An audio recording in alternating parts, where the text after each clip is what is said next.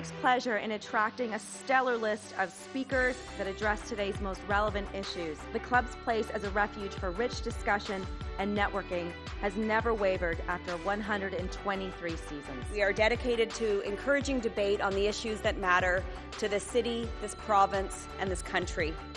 The Canadian Club is one of the most important podiums anywhere in the world that a Canadian can speak to, tell Canadians what it is that they think, develop those thoughts. And so I want to thank you for that very, very much. Please join me in thanking our esteemed panelists today.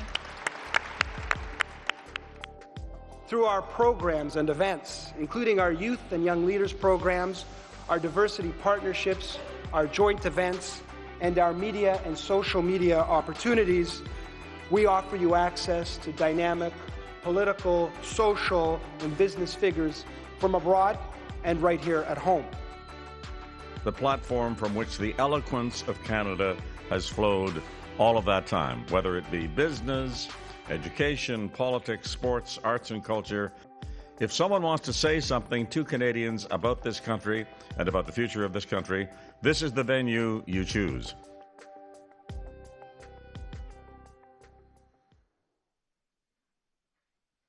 Good morning, everybody. Thank you for joining us. My name is David Simmons, and I'm president-elect of the Canadian Club of Toronto. I couldn't be more excited to welcome you to a discussion that is top of mind for everyone. We are officially in election season. It's sort of an election fever sweeping the nation south of the border in the United States, and certainly it's top of mind to many, many Canadians.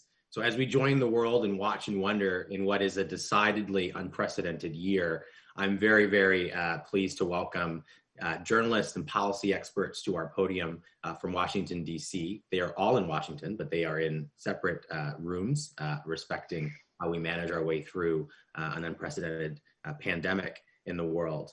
The discussion today is going to unpack some of the trends, some of the themes, some of the behind-the-scenes stories that go into the stories that we see on our news networks every evening, and give us insights into what the election might hold for one of the most important relationships in the world, the relationship between Canada and the United States. Before we dive into the topic, I want to give you a couple of housekeeping instructions. You can click a button on your screen that says click here to switch the stream. That might help the feed if you find that it's choppy throughout the presentation. And if you want to ask questions, I'd encourage you to do that. There's time allotted today to ask questions. You can use the questions tab and we will help get those questions to our moderator. There's also a request help button on the screen if you need it. I want to thank today's sponsor. Their generous contribution has made it possible for us to offer this important discussion free to our attendees. Today's sponsor is Crestview Strategy, so I want to thank them for their support and their investment into today. The Canadian Club is a nonprofit organization. We've been getting people together for over 100 years, and it's because of our sponsors that we're able to do that. So thank you to Crestview for your support. Let me throw to our panelists now. I'm going to introduce them. It's rare. It's actually not rare because Canada is such a wonderful place and we have such great people. But it's special to introduce three panelists who I can call friends. Jackson Proskow is the Washington Bureau Chief for Global News. Some of you will remember Jackson from TV, like yesterday or tomorrow or today.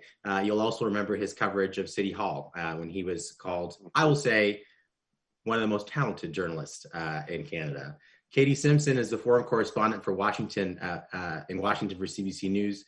Katie is also a social media phenom, so I'd encourage you to follow her on social media to get inside tips and tricks of what's happening in Washington.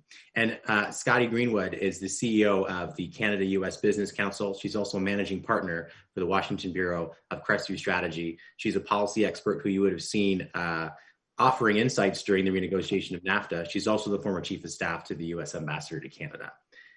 One of the club's traditions that has not changed, despite that we're not able to be together in person, is that we toast our wonderful country and all that it does for us. So I'd ask you to join me if you can, if you have a glass, and toast to Canada. To Canada. Scotty. Cheers. Oh, cheers. Cheers. Scotty, the podium is yours.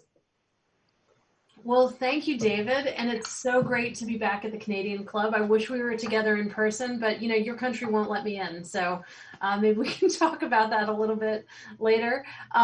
Really delighted to have an opportunity actually to interview journalists for a change. I'm used to getting interviewed and beaten up. Maybe not totally beaten up by our friends here, but it's great to have two people that are in the arena, two people that are bringing you in Canada vital news. So I'm excited for this conversation. We're going to get right into it. And I think I'm going to start with a couple of softballs here because, just ease right into it. So Katie and Jackson, first and foremost, please tell us all who is going to win the presidential election and when will we know the outcome? Katie? Oh, those are such easy questions. Answer is no journalist ever wins when they make predictions. And number two, I have no idea. Jackson? Yeah, I'm with you on that, Katie. I don't think anybody's going to get ahead by making predictions this year. But I will say there's either two scenarios. One, we're either going to know really quickly on election night if a state like Florida or Ohio goes in, especially for Joe Biden.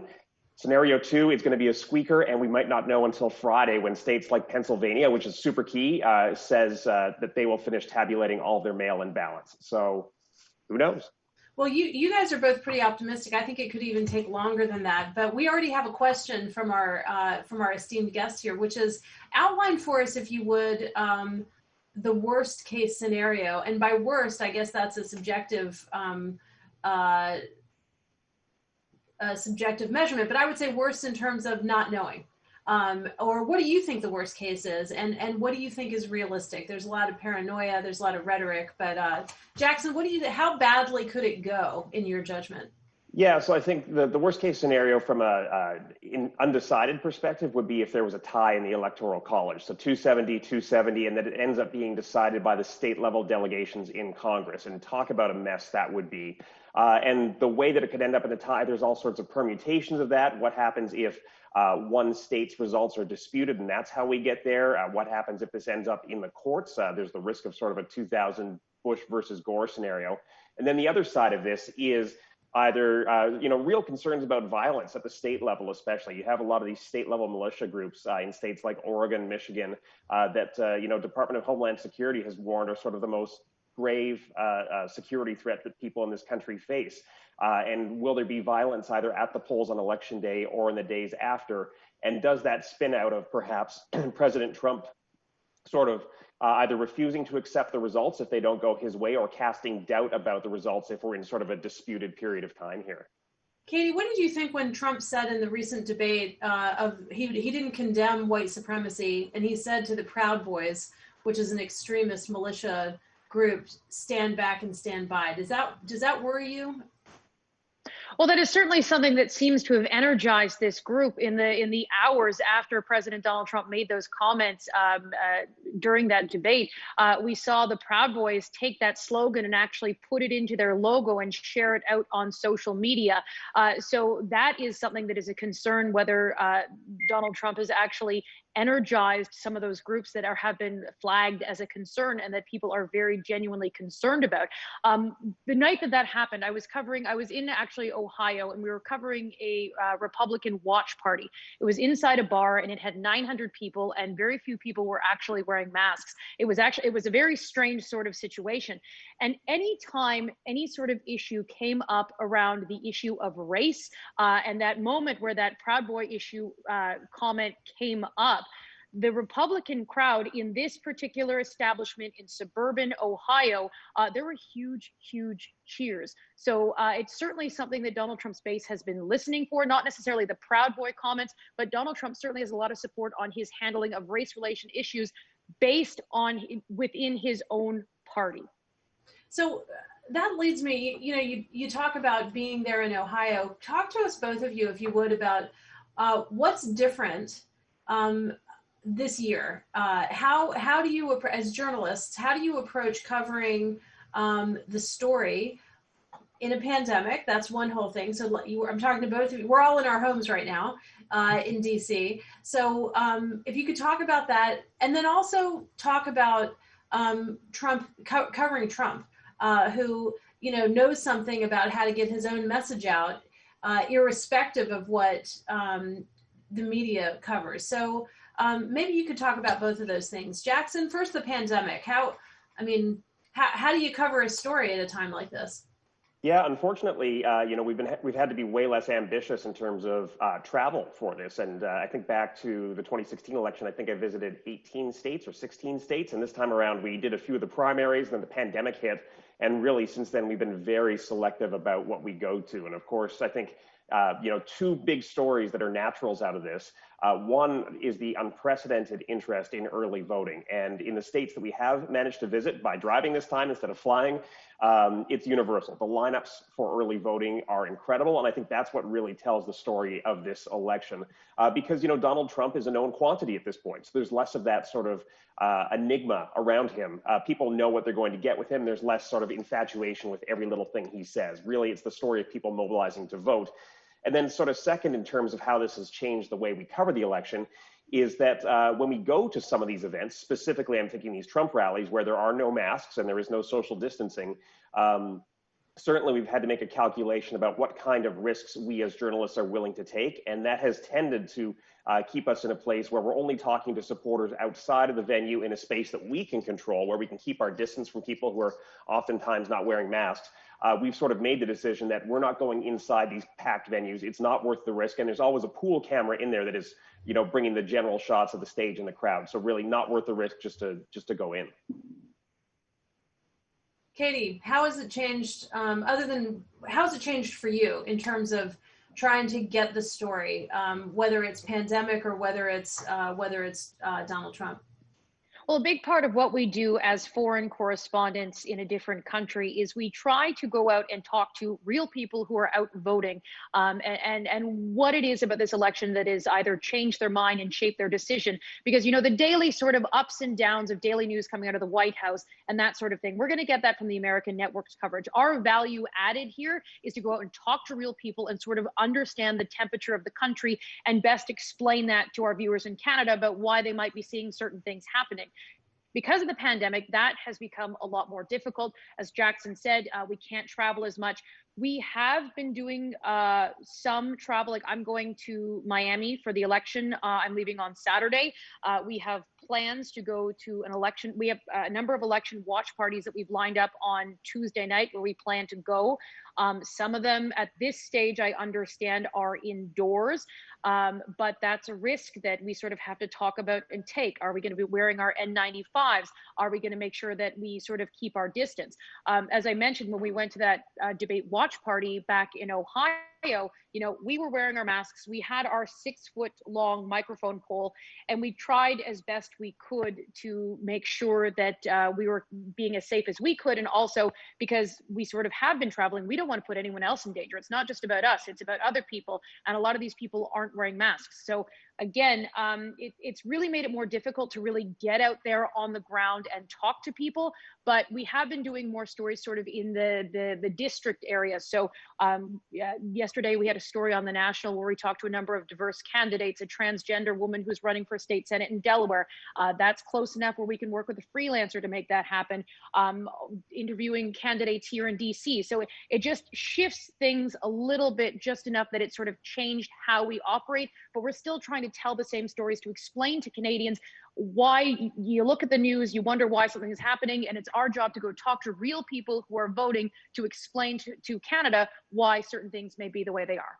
And Katie, when you're thinking about that, about what to cover, the fact that you're going to Miami, who you're going to talk to, take us behind the curtain a little bit about how, do you get to decide that? Is it a negotiation between you and somebody in Canada? Who decides on a daily basis what the menu will be for the nightly news from CBC? Well, and then Jackson, tell me if it's any different for you.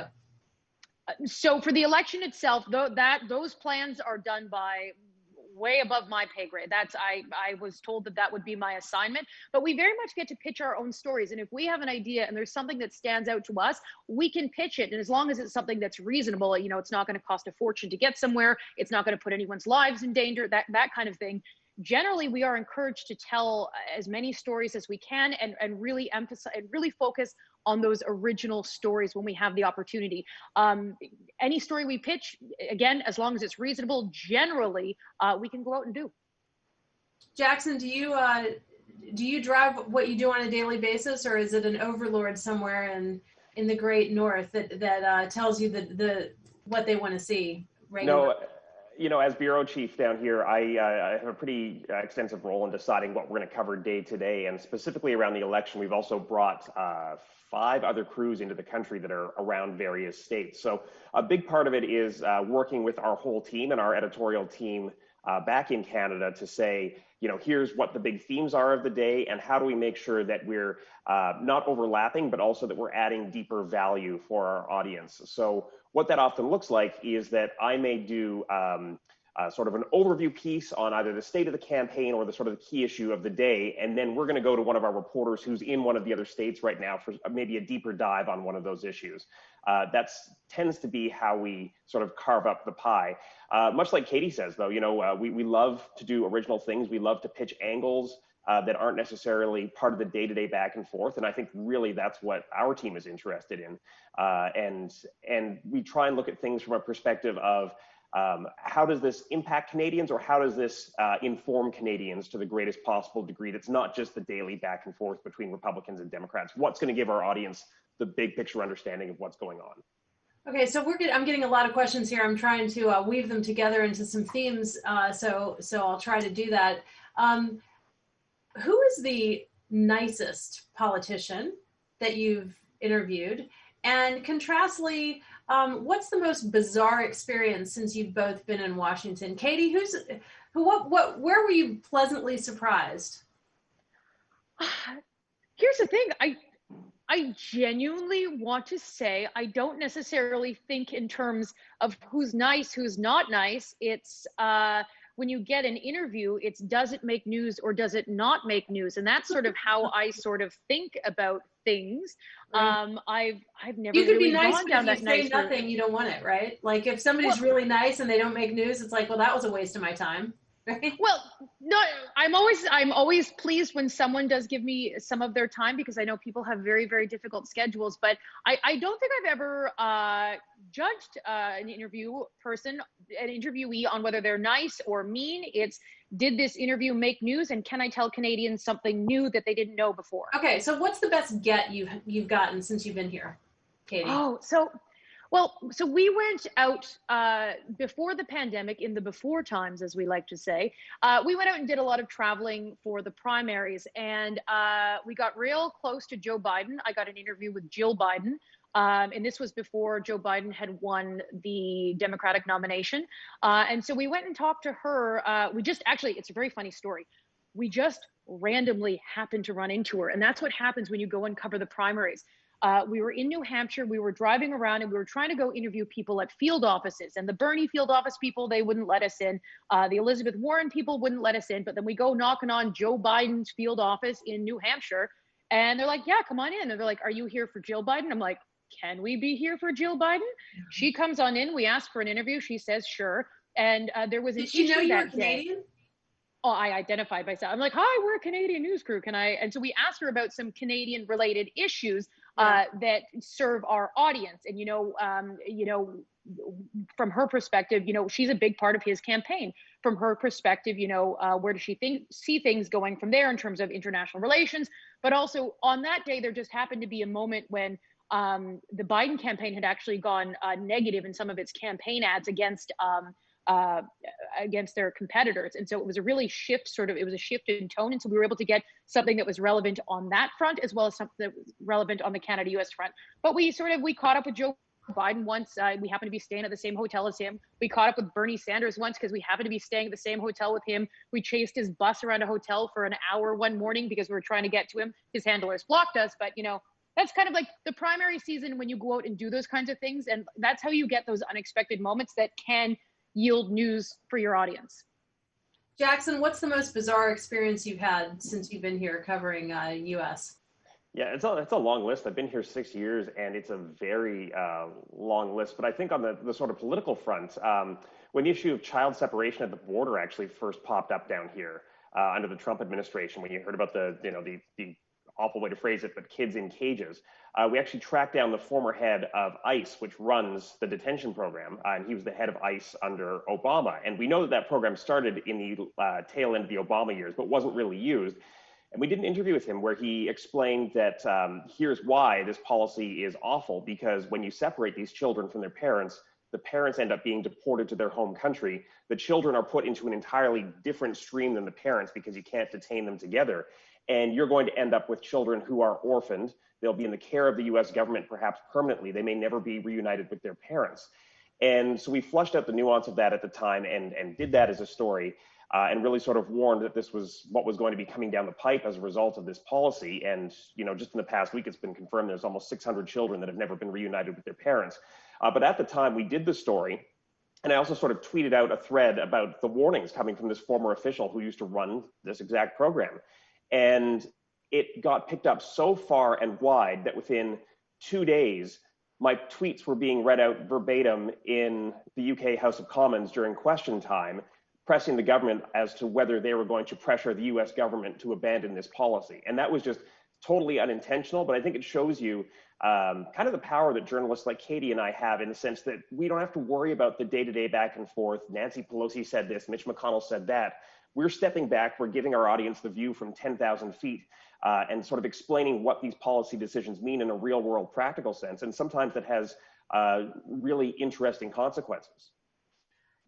Very interesting. And since you mentioned the child separation policy, and that has to do with the way Trump deals with immigration broadly, let me ask both of you about the recent proposed regulation where Trump has said to foreign journalists, you can only stay here 8 months. And then you're going to have to, tell us about it, Jackson.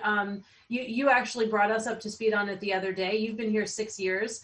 Are you going to get kicked out if Trump is reelected? And Katie, are you going to have to give up that glorious flat you have in DC? Jackson, what's the state of play there? Yeah, so here's what's going on is the Trump administration is proposing, it's called a rule change. So it means there's no congressional approval required. And they've got 3 classes of visas that they're trying to change the rules on. And one of them is the I visa, which is used by foreign journalists like Katie and I. And it allows us to live and establish residency in the country for a 5-year period on the understanding that we're working for a foreign media company. We're not being paid by an American company. We're not taking away any American jobs. But what they did is they lumped journalists in with a broader crackdown on student visas, where they allege that there's widespread abuse. And they just sort of quietly tucked the journalists in there. And what they're saying is that foreign reporters should, instead of having a 5-year visa, be given a 240-day or 8-month visa with one maximum extension of a further 8 months allowed. Really, that's problematic for a whole bunch of reasons. One, if you're being assigned to cover the US, how do you sign a lease on an apartment for 8 months with that kind of uncertainty that you may not be renewed? Number 2, I think our audiences get better quality journalism by having people who can spend a long period of time here and really dive into the nuance. This is a complicated country. There's a lot to learn here. And I can tell you, my first 2 years here were a really, really steep learning curve, just trying to get up to speed on that. So there is a lot of concern about whether or not this would come through. The Trump administration has said they want to push this change through the end of, before the end of 2020. But from a practical sense, it's not clear when it might actually kick into effect. I can tell you that broadcasters from around the world, including both Katie and mine, have filed submissions with the Department of Homeland Security because they are seeking input on these policies as to whether or not they're realistic. The European Broadcast Union has submitted a statement as well. And so really there's a hope, at least, that they reevaluate this. And I think, just as a final note here, that the one thing the policy does not distinguish is between people who may be coming from non-visa waiver countries. That's a country where you can't just come to the US like a Canadian could. You need a visa to come here. People may come from those countries just to shoot or do one story. They may only need to be here for a month. This policy does not distinguish between somebody who's coming from one of those countries for a short period of time and somebody like Katie or myself who is stationed here for a long period of time. Well, it seems to me that on that, the argument, the US government, particularly the current one, doesn't really care what Global News Canada or CBC has to say. But if it's kind of like trade policy. If other countries start expelling US journalists or start limiting US journalists access to cover foreign markets, then you might have a situation where there's some symmetry. But while we're on the topic of foreigners and all of that. Katie, let me ask you about the notion, we've been asked by one of our attendees, the notion about false information that is finding its way into this election cycle. We know that in 2016, Russia really was successful in some ways at planting disinformation. I think we all saw the Hunter Biden story and the back and forth about that. What is that? How do you think about that? How real is that? How should people sort through and understand what's real, what's fake? What's your perspective on that?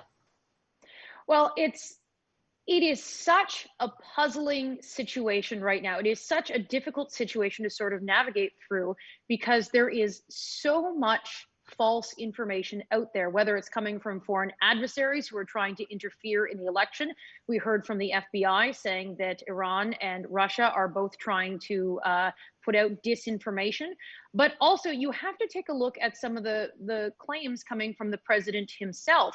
And that is a concern that I think is something that I don't think we've figured out how to deal with just yet. And there's a quote from Steve Bannon. I'm not going to say the actual quote because the quote has a swear word and this is a family-friendly audience, but he referred to when you just put out so much false information that your opponent doesn't know what to do. And he called it flooding the zone with crap, shall we say. And it becomes this situation where there is so much false information out there. Where do you even start to begin? And so it's really important that when you are buckling down to write your story and what are you going to present to your audience, you need to make sure that what you're presenting is factually accurate to begin with. That's the basic of any story you're going to tell. You need to make sure your facts are accurate. But when you're sorting through this, how much of the story do you acknowledge that this is an issue? Daniel Dale, who is a fact checker for the Toronto Star, who's now gone on to be a fact checker for CNN, he was interviewed once where he's saying when he was covering the 2016 election, he didn't understand how the lies were not the story. Other things would be the story, the lies that were coming out of one campaign. How was that not the story? And so we've seen Daniel Dale's success as a fact checker going from the Toronto Star to CNN, being featured in their primetime election broadcasts. I don't know what the answer is. I don't know what the answer is. And it's a really tricky situation. You know, I was invited for many years to go to a corporate retreat for a company, and as one of their, the view from the Beltway. And I think I went, and it was a corporate retreat for all their customers. And so it was a pretty awesome junket. We'd go to some fabulous resort somewhere, and they would have sort of 3 days of socializing and then kind of like an hour and a half of substance. So I was responsible for maybe 45 minutes of the substance. And right after Trump was elected, my presentation was, and this was like the 8th year I had been invited, my presentation was on, there was a story in Politico actually, that was Trump's lies and your brain. And it was about sort of the science behind how human beings process misinformation. And I tried to be very academic about it and analytical and not myself say that Trump is lying, but say like, this is how people are thinking about this. And, I didn't get invited back ever again. Like the whole idea that I would say out loud that President Trump is lying was something that they didn't appreciate. And so, do you feel when you get into trying to fact check, do you feel retaliation? Do you get frozen out sometimes from the White House or your sources, or, how do you, Jackson, how do you deal with this constant tension between, as Katie says, that, the president saying something that's like demonstrably false and not only saying it once, but flooding the zone with it, like tons of it. How do you deal with that? Yeah, I think a couple things have happened here. One is that we're, and this has sort of been an evolution, I think, for every news organization. One is that you don't just throw things on the air anymore without making sure that there is a tremendous amount of context around it. Number two is when it's very clear that something is a lie, you call it a lie. And I think in the early days, there were a lot of editorial discussions focused on this question of, well, can you say it's a lie? You don't know what the intent is behind the statement, so can you really come out there and say it's a lie? But I think 4 years in, we're at the point now where when the same lie is peddled over and over and over again, it's very clear that this is being presented falsely, but on purpose. And I don't think there's any hesitance to call that out. I think that the number one thing we sort of hear from viewers in particular, though, is that they're uncomfortable sometimes with contextualization or fact checking. And maybe it's a failing of the media itself. Maybe we haven't been good at that for a long time. And now that we're getting better at that, it strikes people as a bit jarring. But I do know I hear a lot of complaints from viewers that when you call something out as being factually incorrect or misinformation or a full-fledged lie, that they're quick to call you out and say that you're being biased for doing so. How do you? So let me pull back for a second and talk about how people receive their information, because you're not that old, but maybe at the beginning of your career, journalism looked different because there was less of an opportunity. Well, you didn't have a president of the United States tweeting directly until this one, and Joe Biden has a podcast. And there's any citizen can convey information to anyone in the world. So how has social media and the way people consume information and live their lives, how has it changed the role of journalism, and what kind of adjustments do you make in how you pursue your craft? Katie? That's a really tough one, because I think a lot of media organizations are really struggling with this. And this is like a bigger picture issue when it comes to local news, when it comes to the role that social media plays in publishing news, and what we do as traditional media organizations. For me personally, I don't think we can ignore this is something we've talked about before, but I don't think it's something that we can ignore when, you take a look at the president or you take a look at Joe Biden, and they have their own sort of way to get their message out to their base, whether it is on Twitter, whether it is on Facebook, whether it's Joe Biden's podcast. And I think we have to pay attention to what's going on in that space, because at the same time we think, oh, well, it's just a tweet. Oh, well, it's just that. These are the power players who are either the decision makers or poised to possibly become the decision makers in this country. And so we have to pay attention to all of these different elements, and trying to keep up with everything has really made the news cycle become such a quick churn that it becomes a challenge to keep up with everything that's going on. It's like a fire hose of information. And the struggle is trying to make sure that you are able to sort of keep up and make sure you're getting the information that will help your viewer better understand the story of what's going on down here. You can't get too into the weeds, and that's another risk that we're seeing right now. Like if you take a look at what President Trump, in his personal attacks on Joe Biden and Joe Biden's son, Donald Trump is pushing that narrative about the laptop, the Hunter Biden laptop, and the emails and all of those things. Because there's so much coverage on Fox News, if you watch Fox News, you might understand what the president is saying at his rallies. But the rest of the mainstream media isn't really covering it in that same way. They're not airing the allegations, because a lot of the allegations can't be verified. So Donald Trump will stand up at a rally at a podium and say all of these things that the mainstream audience, if they sat down and watched it, they might not understand what's going on.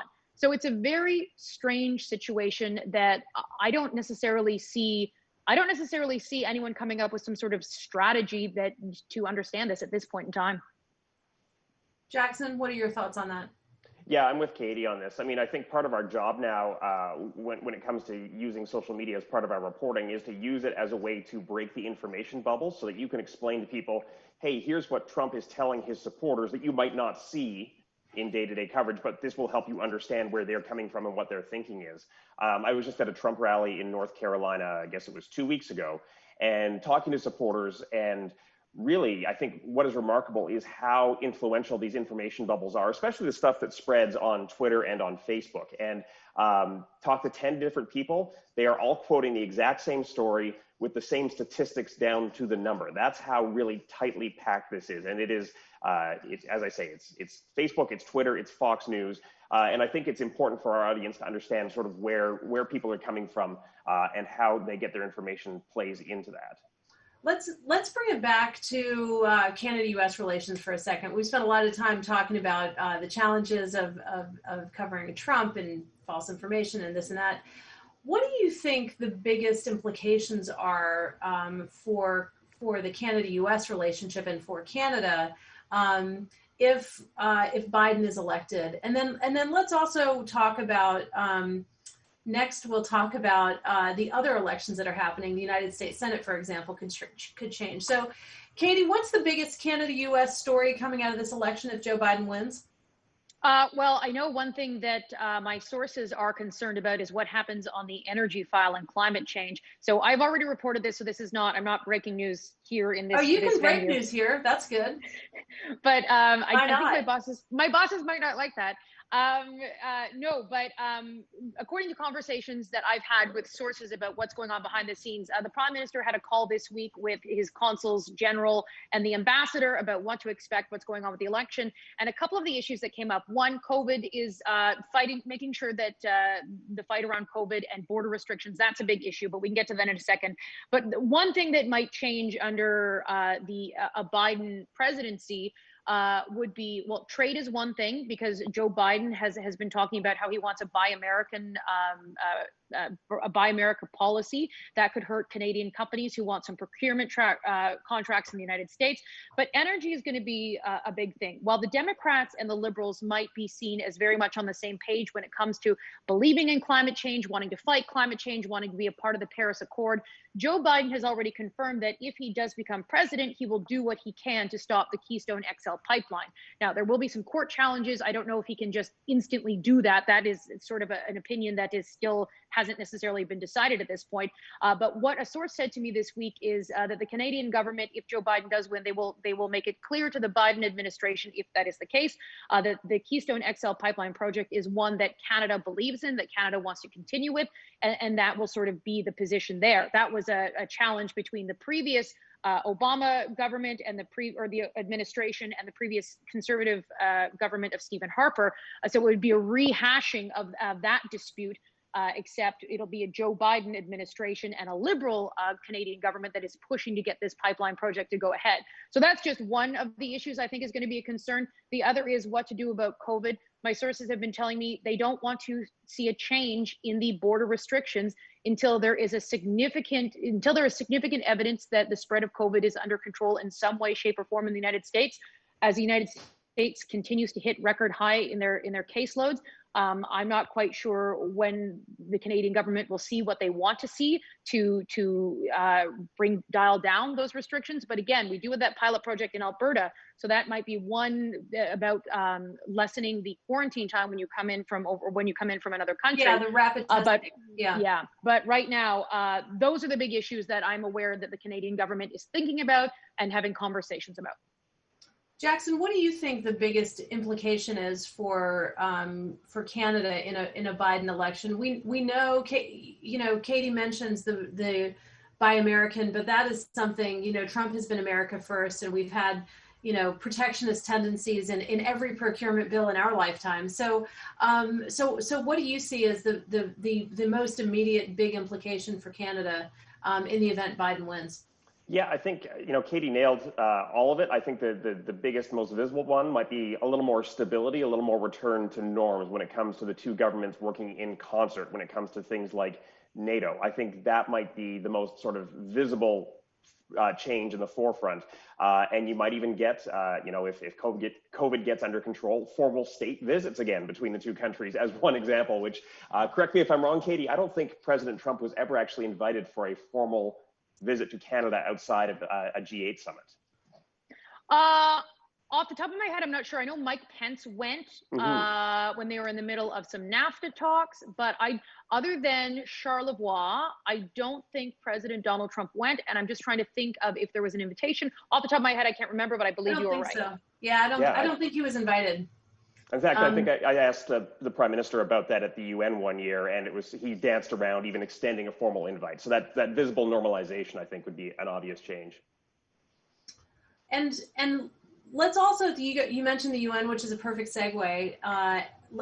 Do you see Canada's role in the world being amplified if you have an American president who again wants to embrace global institutions? Canada has often in the history of Canada, U.S. and in history generally, Canada has often played that bridge, that bridge between the rest of the world and the U.S. as our neighbor and the kind of the U.S. whisper. Is there an appetite back home for that kind of role, whether it's the WTO, the UN, the WHO, the Trans-Pacific Partnership, all of these different institutions? Do you see Canada kind of leaning into that, or is that just the fodder for academics and pundits? Katie, what do you think? Well, we certainly saw when Chrystia Freeland was foreign minister and Donald Trump was really trying to pull the United States back on that world stage, pulling out of the Trans-Pacific Partnership, pulling out of the Paris Accord, that Canada really tried to step up to fill that leadership void, to say, hey, these institutions that have been in place since the end of the Second World War, these are important. And these, for the last 70 years, it's important that we continue to respect these institutions, because this is what has allowed us to live in a semblance of peace for the last 70 years. And so I think that if you do see President Donald Trump reelected, that perhaps you see Canada continuing to try to embrace that role. But as the world fights COVID, and there's so much concern about challenges at home and healthcare and just keeping populations safe, keeping people employed, I question how much appetite there is going to be from the public itself to really put a lot of energy into fostering those international relationships, those international alliances at a time when if Canada goes through a very, very difficult winter when it comes to COVID. Now, I suspect the Liberal government would probably argue now is a stronger time. It's more important now than ever, when the world is dealing with this significant challenge, to make sure we reinforce support for those kinds of institutions. But that is going to be, if Donald Trump wins re-election, which very well could happen. I have no predictions about what's going to happen. So you're predicting Donald Trump's winning. Got it. That sounds. I'm looking forward to someone tweeting that, and then I'm looking forward to the reaction. But I think that will be a very valid question about what is that going to do for international alliances when domestic populations are going through such difficult circumstances. Jackson, Trump has basically run against China. And Biden is no friend of China either. Canada has its own very serious challenges with China. What is the role that China plays in world affairs, and how do you think about covering these relations, or do you think about it? Is it even possible? Yeah, I think if it weren't for COVID, there would be a lot more focus on the international pecking order right now. And I think instead what you're going to see is more and more countries turning inward. I think you may see China continue, as it has done, to try and step up and use this as an opportunity to make investments and build inroads in countries that are not necessarily in its sphere of influence right now. We've seen a lot of that in Africa, for example, so sort of making a long-term play for the future. One sort of interesting thing, I think, that if hypothetical Trump wins the election, but the COVID situation also comes under control. We were talking about the media visa issue and how that's lumped in with student visas earlier. If it's a lot harder for foreign students to come to the US, you bet they're looking at Canada as a next best thing. And I think the opportunities for countries like Canada are a little more subtle. Perhaps they're in the background, but if COVID stops this sort of international turn inward and the US remains as it is right now, I think that might be where you see the sort of greatest change in development. It might even be a better thing. I mean, I've said, I'm American and I love my country, but, I've said about Canada when I'm describing it, it's a lot of the best things about the U.S. without a lot of the bad things, So I think there is a competitive advantage for Canada to the extent the U.S. turns inward and Canada remains open to immigration. I think you're right, Jackson. That's a huge advantage. Okay, I said earlier that we would talk about the other elections, not just the presidential. So I want to switch for a minute and ask you both: Are you covering the Senate and the House? The House being Democratic, the Senate being Republican. I have my own views, but nobody cares about my views. We care about your views. So, Katie, how are you looking at the other elections that are happening?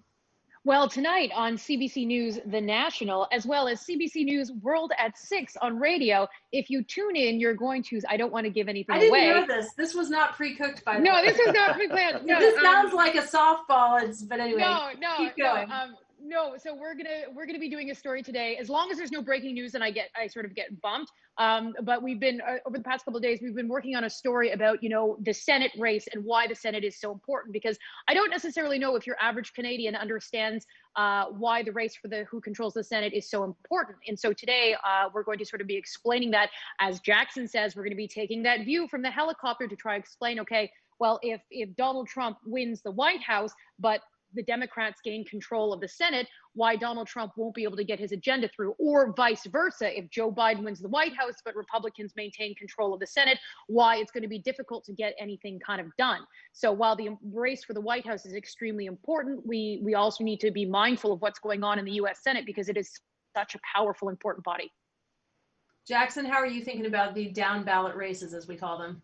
Yeah, the biggest thing I've sort of been cautioning our teams about as we do our election planning is that, much like the midterms, the sort of full scope of how the House and Senate races play out may not be known for days, or in some cases weeks, right? California is really slow to count. And I remember thinking back to the midterms 2 years ago, we sort of thought, oh, maybe the Democrats' blue wave didn't really materialize. Like, they've got a slight edge in the House. It's not that big. And then within 2 weeks, as the full count came through, we realized this was substantial. And we could be looking at a repeat of that. I don't think it's going to be super close in the House. I think Democrats are going to maintain their position there. But the Senate, if it comes down to a single seat, specifically Georgia, we might not know who has control of the Senate, right, until after that runoff election in December, because they have a whole different sort of set of rules in that state. I'm glad you said that. I was just going to say that I came up politically in Georgia, and by the way, the last time a Democrat won the White House in Georgia was 1992, Bill Clinton, but there was a Senate runoff that year. So in Georgia, you have a majority vote rule, and you have kind of a jungle system. So there are actually 2 Senate seats that are on the ballot, which is quite unusual in Georgia, and it's because Johnny Isakson, the incumbent, stepped down because he's sick, unfortunately. So you have two Senate seats up, and you have multiple candidates running for each seat. And if no candidate gets a majority of votes, 50% plus 1, then they go into a runoff. I think it's actually January 5th, Jackson. So I think if Georgia is in a runoff, which I think it will be for, if not one, both seats, I think both of you might be hanging out in Atlanta, Georgia, because if the Senate is evenly divided up until we count the ballots, then you don't know if Mitch McConnell is going to be the leader or Chuck Schumer. And as Katie said, the Senate is, she didn't say it quite this way, but I'll say it. The Senate is equally powerful to the White House. It is nothing like the Canadian parliamentary system. We have divided branches of government with equal authority. And so any United States senator has as much power and influence as the United States president. And that's meaningful, and that could impact Canada. So are you thinking about going to Atlanta, or have you thought about that after this, Katie? I haven't thought just yet, but we did go to Atlanta earlier this year. We went to Atlanta. Georgia was one of the first states to start lifting its COVID restrictions. So it's only an 8-hour drive from Washington. That's right. And apparently you feel safer driving than flying. Or, you know what? Or it's cheaper, I don't know. No. Well, first of all, from like a camera crew perspective, it is just so much easier to take one car, put all of your gear in the trunk of a minivan, and drive wherever you're going, between getting everything through security, getting everything on a plane, hoping everything gets shipped on the right plane. It's kind of just easier that way, whether it's COVID or not. But then there is the complicated risk of COVID, and it's something that every decision needs to be on sort of a case-by-case basis. And like, we're flying to Miami, so that will certainly be. It's my first work trip in the pandemic on a plane, so it's going to be interesting. I don't know how I'm going to feel about that, but I'm comfortable going to Miami. I'm excited for the coverage we're going to do, but it's something that I will be thinking about. We're going to wear N95s. I bought a face shield. I've got goggles too, so like, I'm going to try and be as safe as I can be. Casting forward, when we know, we've had a couple more questions. Let's talk about the aftermath. So we talked about maybe the runoff in Georgia, the counting of ballots. We talked a little bit about the potential for chaos.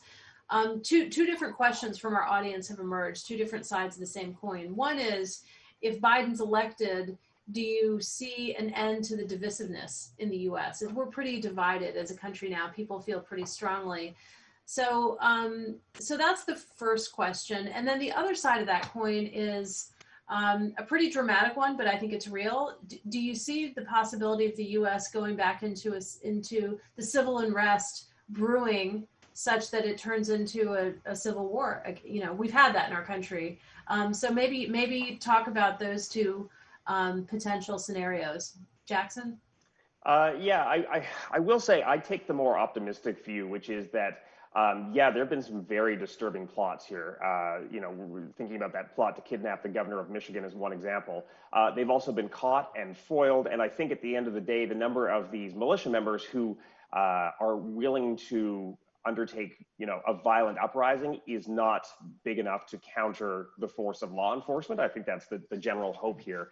I was reading a profile, I believe it was in The Atlantic, about one of these militia groups, and the guy who's preparing for, the big civil uprising and is trying to recruit ex-law enforcement members is also a guy who once shot himself in the eye while cleaning his gun. And I know that's just sort of a sense here that, like, these are individuals who may have intent. Their ability to execute, I think there was a question about that, and I think that it's well on the radar of law enforcement down here. So I think we hope that it doesn't come to those worst case scenarios. And talking to everyday Trump supporters, the folks at the rallies, they'll say, will I be upset if Joe Biden wins? Yes. Will I move on? Yes. That is an election. Elections are won and lost. There has to be a winner and there has to be a loser. As for the sort of bigger question of, how does this all get decided? Does it get decided neatly and simply? I was speaking to a state attorney in Florida yesterday, and of course, we all know how close that state can and will be. And he said, he's optimistic we're going to have a decisive win one way or the other on election night. So I think there's always the potential for things to be bad. I do think that looking at the polls without predicting a winner here, there's also the potential for a very clean, decisive win that sort of removes any lingering doubt about the election result. And do you see partisanship if Biden wins? Do you see it ebbing? Or do you no. I've had this discussion with a few people of, would the pandemic have played out any differently if Hillary Clinton had been president? And I think there's a sense that, okay, maybe there would have been a firmer national strategy, but you would still have, conservative media bubbles going anti-mask, anti-lockdown. All those things would still be there. And those were all impediments to the idea that the country is all going to row in the same direction to address a common issue. So I don't see partisanship disappearing. And in fact, I think you can make the argument that bubbles on either side do better when they're in opposition than when they're in power in terms of recruiting people and gathering interest. Katie, how do you see this? Do you see the potential for it spinning out of control? Yes, and I think one way that perhaps the situation won't spin out of control is if there is a decisive victory one way or the other. And as Jackson said, people might be disappointed, but this is democracy. And whether it's a Trump win, whether it's a Biden win, can either side sort of accept the results? Now, we already know that Donald Trump has tried to sow doubt about the results of the election, sort of not just saying that the only way he could lose is if there's some sort of fraud or it's rigged. And so that is going to be a challenge, because if Donald Trump's base believes that and feeds into that could lead to some trouble. Joe Biden, during that ABC town hall the night the second debate was canceled, Joe Biden talked about how one of the first things he wants to do if he's elected is to reach out to Republicans and try to restore some sort of bipartisanship, working together for the good of Americans. He might want to try to do that. I don't know if we're ever going to be able to dial back partisanship. I don't know if that's something that's going to happen. We see sort of the people who championed that in the past, like people like John McCain, people like Mitt Romney. John McCain has passed away. Mitt Romney is not necessarily near the end of his career, but he's not new to politics. And the question is, are we seeing less partisanship in the new generation of lawmakers that are coming in? And I don't think we are. I think partisanship is here to stay. Partisanship helps with fundraising. Partisanship helps motivate your base. So why change if it's helping you motivate? So let me, we're reaching I think we have 5 or 6 more minutes. Let me move to something that's related, but we haven't talked about yet. And I think it's maybe the other very big story this year and very important thing, which is Black Lives Matter. It's related to social unrest. Talk to us about this all happened, right in front of you. Black Lives Matter Plaza is right down the street from all three of us. So maybe walk us through kind of that story, that issue, and as Canadians, how you think about it, how you've experienced it here in the U.S., and whether or not this is a phenomenon that will live on in our public discourse, or whether it was just if it was just a moment of 2020. Jackson? I think the biggest thing that sort of changed over the course of this is how broad and widespread the movement became. And, the fact that you saw white suburban mums coming in and marching with this, and then you look at the polling that has spun out of this, would suggest that, like a broad segment of Americans now realize that systemic racism exists, that white privilege exists. Those things have become mainstream ideas now. And really, there was an effort by the White House to sort of paint everybody protesting as violent anarchists, but we know that's not the case. I mean, we know that the vast majority of people at these marches were peaceful, and then you get the people who do filter in and try and cause disruption and unrest. I also think, lastly, that there is really a broad recognition and understanding of just how deep-seated systemic racism in this country and the generational pain that is there and has never been addressed and needs to be addressed. And I think, it does mark a watershed moment from which there's no turning back now. And does it exist in Canada too? Yes, absolutely. We'll talk about that for a second. Katie, how have you looked at the Black Lives Matter movement, and how is it, how has it affected the way you think about what's happening in the U.S. and in Canada? Well, it's, as Jackson mentioned, the broad support across most parts of America for this movement, I think, is a suggestion that this is a movement that's here to stay. It's not just a moment. That the death of George Floyd at the hands of police. If anyone listened to the Daily the other day of suburban women talking about what has shaped their vote, and how the moment when George Floyd in that video called out to his mama, and how that moment and that his cry for help in that moment helped change the way people think about racism, about institutional racism and systemic problems in America, in inequality and injustice. Moments like that stay with people for the rest of their lives. And I think that moment and the reckoning around it will change and shape the way that American politicians need to lead going forward and the conversation around these issues, because America is listening. That's really important to think about. And I asked it briefly, and maybe we'll wrap on this. What are the lessons for Canada in all of these things, in the way the U.S. political discourse is going, in Black Lives Matter, in what's happening? What do you think is most important for Canada, thinking about itself in the world, should take from all this?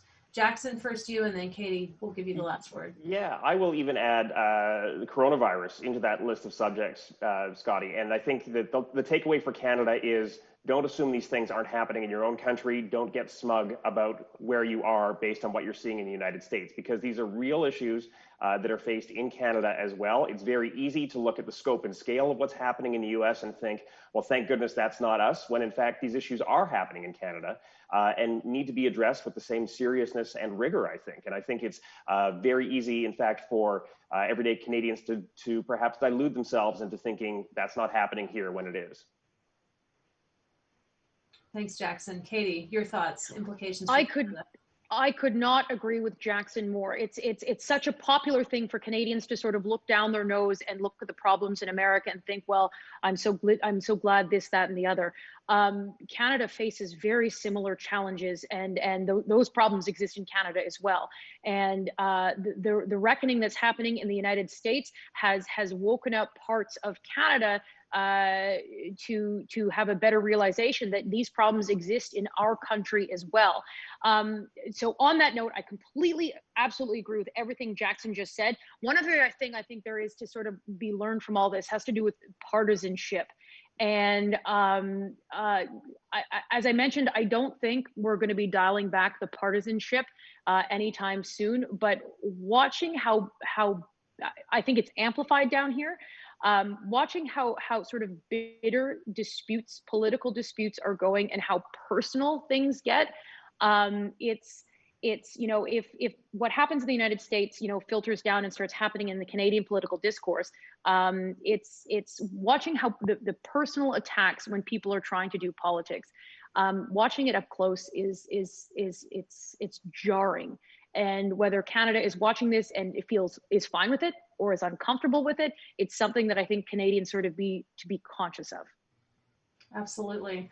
Well, with that, I want to say thank you on my own behalf, and I think David is going to jump back into this and wrap us all up. So I just really appreciate the dialogue. It's always good to talk to both of you, and I hope our participants have enjoyed it as much as I have. And then over to you, David.